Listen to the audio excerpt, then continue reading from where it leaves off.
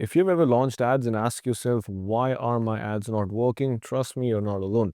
I launched my first set of ads 8 years ago. I've been in this space for about 8 years, and that is exactly where I was when I started off as well. Every day I talk to a bunch of you guys that are just getting started. You're telling me you're testing new audiences, you're setting new campaigns, but you can't seem to get sales, and you don't know why that is. You go on YouTube, some people tell you it's your targeting, some people tell you it's interest, some people tell you to go broad.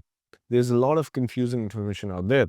The biggest question, however, now in 2025, and I think moving into 2026, is should you go broad or should you interest target? And that is exactly what I'm going to tell you in this video. The answer, let me give you the short answer, is neither. There is a system which is a combination of both, which works the best. Now, the reason I know this works is because I have stores doing almost $100,000 a day with this exact strategies. So I've tested it, there's money put behind it, and there's money that's coming out of it. So in this video, I'm going to show you the exact strategy to implement when it comes to broad and interest targeting and which is better to use in which context. So by the end of this video, you'll know exactly which is better for you and how to use it to get profitable results. So make sure you watch in the end. Also, every video I offer 10 free consultation calls. It's just a way of me giving back to you guys for being a part of this channel. All you have to do is like this video, subscribe to the channel, then click the first link in the description, book a free call with me. With that being said, let's jump right into the video. First and foremost, I want you to understand what each of these does. What does broad targeting do and what does interest targeting do? Let's start with broad targeting. Broad targeting is basically where you give Facebook minimal restrictions. It can be as extreme as giving no information at all, or it can be as simple as just giving age or gender and then letting Facebook figure out what audience is the best for your product. Now, the big part here is to do with the creative. Your creative kind of takes the targeting side of things, and then Facebook will find audiences based on your creatives. However, when it comes to the interest, with broad, you're not really giving it any specific interest. Now, there are a few pros and cons to this. The first pro is that it gives you access to a huge audience size. Facebook now has the freedom of testing new audiences that you might have not even thought about.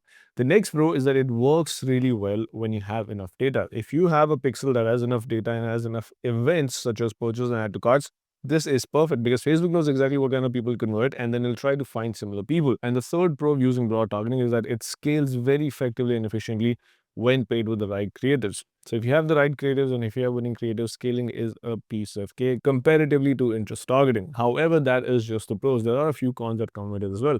The first con is that if your creative sucks, broad will not get you any results. As I said earlier, your creative becomes the targeting when you go broad. So if your creative sucks, your ads are done for. The second con is you need volume. If you don't have enough budget and enough creatives to push, broad will not really get you any results.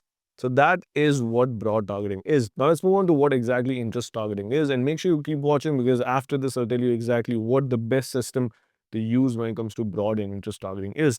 So what is interest targeting? Very simple, very straightforward. Is basically where you give Facebook an interest to target and tell it exactly where to push your ads. Now, the pros of interest targeting is it lets you test audiences against each other. So you can have a campaign with 10 different interests and you can test each interest against each other and figure out which interest works the best. The second pro is it works really well to collect data. So if you're just getting started and don't have enough data on your pixel, it's a good way of collecting enough data because you can choose which audiences to target and Facebook will exactly go there. There's not a lot of guesswork on Facebook's audience side. The third pro of using interest targeting is that sometimes while you're testing your interest, you can find hidden audiences that usually a lot of people won't be able to find if they go broad. Now, those are the pros of using interest targeting. Some cons are, number one, it has smaller reach, which means your CPMs will be much higher. So you're paying more for your ad performance. The second con is if you stack interest, that means your performance will be diluted. You can't really figure out which interest works the best and which doesn't. So if you do go the interest targeting route, do not ever stack multiple interests in one ad set. Now, those are the pros and cons of interest targeting. So that's broad targeting,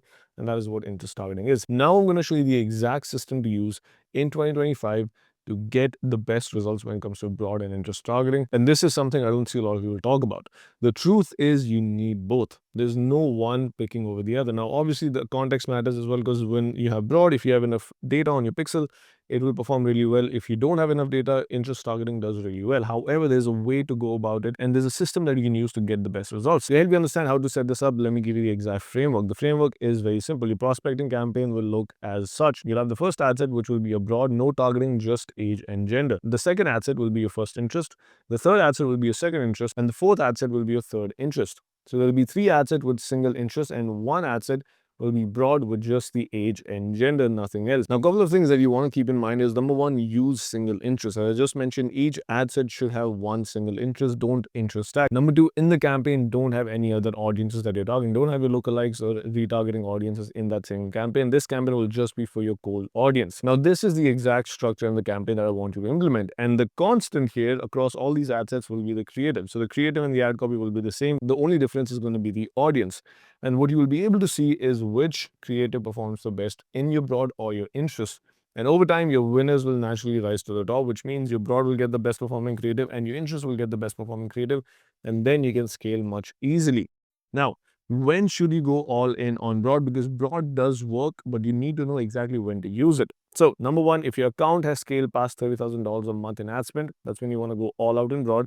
Number two, when your pixel has built enough conversion history, which means you have enough data of purchases. And number three, when your creative testing is consistent. So, you have a consistent flow of new creatives coming in, getting tested, winners getting out, and then you want to go all out with your broad interest. Because at that stage, your broad will almost always outperform your interest targeting, because Facebook will then have enough data to work with. Now, really quick before I end, I also want to share with you 3 mistakes that I see a lot of people make when it comes to broad interest targeting that you should avoid. The first mistake is interest stacking. As I mentioned multiple times in this video, never have multiple interests in a single ad set. Every ad set will have one single interest. The second mistake is using interest targeting forever. Interest targeting is not supposed to be used forever. It's to figure out and collect data. Once you've done that, once you've gone past the early testing phase, focus on broad targeting. And the third big mistake is expecting broad to fix bad creatives. If your creative sucks, no targeting will fix it. Doesn't matter if it's broad or interest targeting. So focus on your creatives. That, ladies and gentlemen, is how you use broad and interest targeting in your favor in 2025